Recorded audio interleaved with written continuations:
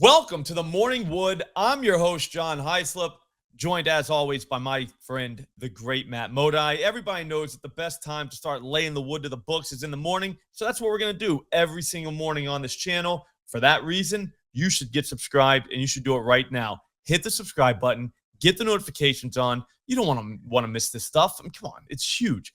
While you're doing all that, let's talk about what happened yesterday, Modi. It looks like there was a lot of green on that board, and by a lot, I mean 3-2. I'll let you talk first since you had the bigger plus money bangers. Yeah, well, NFL equals good, NBA equals bad. I think it was Gershon. I forgot to pull the graphic up. I think Gershon was my loss yesterday. That one, I mean, I had him plus 140. That closed at like minus 130, and he didn't even come close. It was like, but in my defense, he was supposed to start, but Nick Nurse started Andre Drummond, and Andre Drummond had 6 rebounds halfway through the first quarter. So those should have been Yabo's. So in my head, bet actually won. They just went to a different guy. Correct. Yep. And then Keenan Allen and Aaron Jones both hit. Yep. I had Aaron Jones in a 2-legger later on in the day. I was like, you know what? I'll go with Modi. Threw him in a little 2-legger. That cashed. No big deal. But that was on the show, so who cares? DJ Moore definitely caught more than 6 passes. He caught his 6th pass at the end of the third quarter for a little plus 105 action. Caleb Williams, not my fault. Everyone saw what happened. He should have had 225. I don't know how you didn't in a game like that. The game script was there for it. The receivers were there. Like, all of them were in uniform, running routes. He has good receivers. Couldn't quite get the 225. Again, not my fault, but I take full responsibility. That's a profit. That's a profit, though, Matt. Yep. And a wise man told me before, you can't go broke by taking a profit. Is that true? Yeah, that a different wise man also told me that. It's true then, is it? Or today, whatever. You're going to go first, though, Matt. You're the guest. I appreciate that. I'm going to go with Damian Lillard, 5+ rebounds, plus 125 odds at ESPN Bet. I'm going to address the haters first. The haters are going to say, how in the world is shrimpy Damian Lillard going to get 5 rebounds when Giannis is probably going to get 25 rebounds?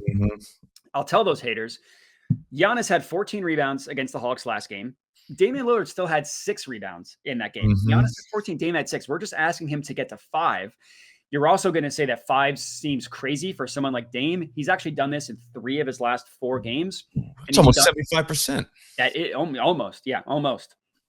And he's done it in 5 of his last 10, which 50% hit rate for plus 125 is fine. I'm good with that. And 3 of the games in which he went under, he had exactly 4 rebounds, which, you know, my rule, if the over-under is below 4, or if it's 4.5 and below, you're not allowed to complain about a hook. But that's more so me just saying that he's getting close. Like, even when he's not getting 5 boards, he's getting 4 more often than not.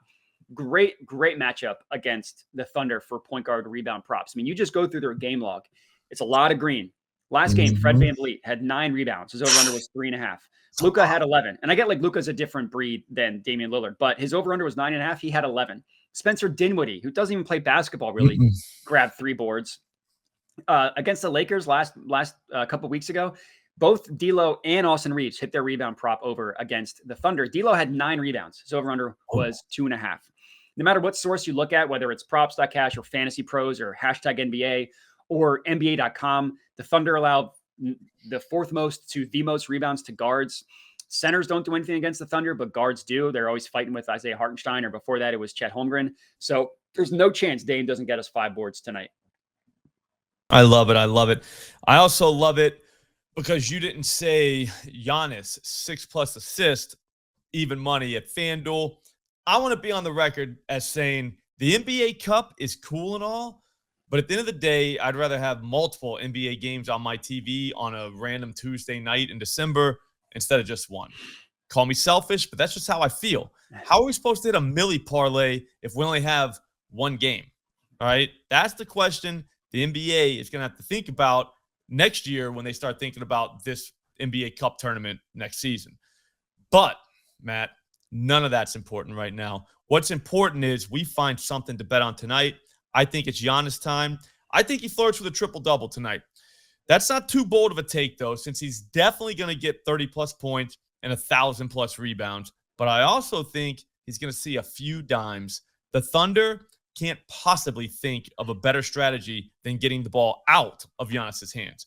That is way better than having it in his hands. That's a fact. All right. I think we both agree on that. OKC is actually good at doing this, which is why 63% of the baskets made against them come via the assist. This just feels right.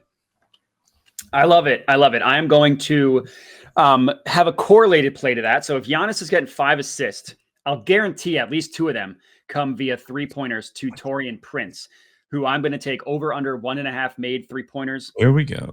It's 1.5 and it's plus 180. So we're good. That's Okay. the most important. That's the most fair. important thing. So if you look at a map of an NBA court and you look at how the Thunder are, like their defense is on different areas of the court, we're talking like restricted area, mid-range, above the break and corner 3-pointer. The only area where they're not a top 10 defense is the corner 3-pointer. Literally everywhere else, they're like third best in their restricted area, third best above the break 3-pointer. The only area where they're not is the corner 3-pointer. That's by design. That's how they play basketball. Like you said, they want to get the ball out of the hands of the guys that are driving against them. That's why 63% of the baskets against them are assisted. It's because that's their style of defense. That's what they want to do. On the entire season, they've allowed the most corner 3-point attempts, second most made in the last 10 games, the third most of both of those. So third most attempts and third most made corner 3-pointers against them. Taurean Prince has taken the most corner threes on the Bucks on the entire season and over the last 10 games. And that last 10 game number is important because the last 4 games he's played, he has had limited minutes due to an illness. Like he played 9 minutes 4 games ago, and then about 20 minutes the next 3. He averages 26 minutes per game. And I get that also coincides with Chris Middleton being back, but I think that has more to do with the illness than Middleton being back. And Middleton is also dealing with the same illness that debilitated Taurean Prince. So I think Middleton's not going to play a ton. On the season, Prince has hit 2 or more 3-pointers in 14 to 25 games. So another good hit rate for us when you consider the plus money price we're getting.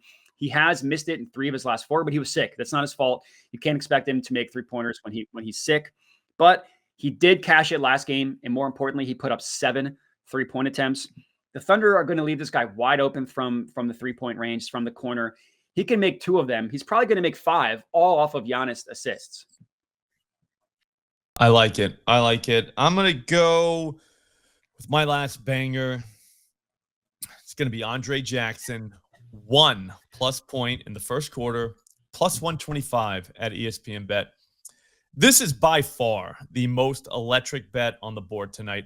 I'm warning you now, though, it's not for the soft. This one is for the true gangsters out there. The ones that when you say, hey, let's bet on the weirdest possible bet anybody's ever seen, they're like, sure, let's roll. This guy plays like 7 minutes in the first quarter if he doesn't foul people. The issue is he's kind of a foul guy. But still, here's the thing. We only need him to get 1 basket. That's it. All right, he has to put the ball in the basket 1 time. A free throw will get this thing home. This guy's been playing basketball his entire life, all right? So you know he's made a basket before. In fact, he's done it both times we've bet him so far this season. This guy is teetering on becoming the first NBA Circle of Trust guy this season. If he gets home tonight, he's in. Feels right. That's important. You got to have your Circle of Trust guys. Mm-hmm. He's a Circle of Trust guy. If he gets 3 for 3, he's Circle of Trust. Absolutely. You got to. Yeah, you got to. All right. I'm going to go with the guy on the Thunder because it's been dominated by Bucks. Jalen Williams, 25 plus points, plus 150 odds at Bet365. The hit rate bettors are going to hate this one. He's only hit 25 points in 9 games this year. He's only done it in 2 of his last 8 games. But prior to that, he had done it in 6 games in a 7-game stretch. So 6 of 7 games, then missed it in 2 of 8, or I guess, missed it in 2 of 8. That's what happens. That's just the nature of scoring. What I like about this one is really just betting on positive regression. Last 2 games, he's only scored 18 and 20 points. So he hasn't really even come close. But he shot 8 of 21 and 8 of 20 from the field in both those games. And it's not like he's taken 10 plus 3-pointers either. A lot of his shots come close to the basket. So I'm expecting seeing positive regression there. And I'm not scared off of this Bucks defense. They're like an average defense overall, 14th ranked defensive net rating over the last 10 games. They're not the Wizards, but they're not the Thunder either, who defense is incredible. And play type wise, they're actually a pretty good matchup for Jay Will. The majority of his points come via transition. Bucks have the 6th worst transition defense in the NBA. Next up, pick and roll ball handler. Bucks out of 4th most points per possession to pick and roll ball handlers. Per Props Madness, look at guys with similar scoring profiles to Jay Will. Cade Cunningham put up 35 against them. Darius Garland put up 39. Cam Thomas put up 32. I get like the Thunder offense is the SGA show, so the haters are also probably going to say, how is he going to score if SGA stealing all the buckets? SGA's over-under is like 32 and a half. He's a 31 to 32 point guy. Like the amount of times last year he landed on exactly 31 to 32 points is crazy. And J-Will's got a very similar shot profile, just on less volume. So less volume also needs to score less points. So give me 25, especially at the plus money price that we're getting. I like it. I love a big plus money banger. Yeah, that's the most important thing. I love it. All right, so that's going to do it. That's 5 bets. We did it in probably under 2 minutes, which is awesome. If you like what you saw, again, subscribe. Hit the notifications. Get those on and keep rolling with this. If you like Matt Modi, follow him at Twitter too, at Jedi Modi. He also has a YouTube channel, at Jedi Modi. Makes it very simple to find this dude. Find him. We'll see you guys later on the live stream at 4. We're going to use the tools at OddsJam. We're going to get even more bangers. We'll see you then.